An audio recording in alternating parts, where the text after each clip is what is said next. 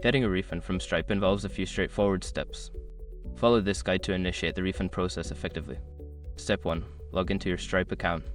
Access your Stripe account by visiting the Stripe website and entering your login credentials. Make sure you have the necessary permissions to manage transactions. Step 2. Locate the transaction. Once logged in, navigate to the payments section of your dashboard. Use the search function or browse through the list to find the specific transaction you wish to refund. Step 3. Select the transaction. Click on the transaction to open its details. Review the information to ensure it is the correct payment that you want to refund. Step 4. Initiate the refund. Look for the refund button or option within the transaction details. Click on it and follow the prompts to specify the amount you want to refund and any other required information. Step 5. Confirm the refund.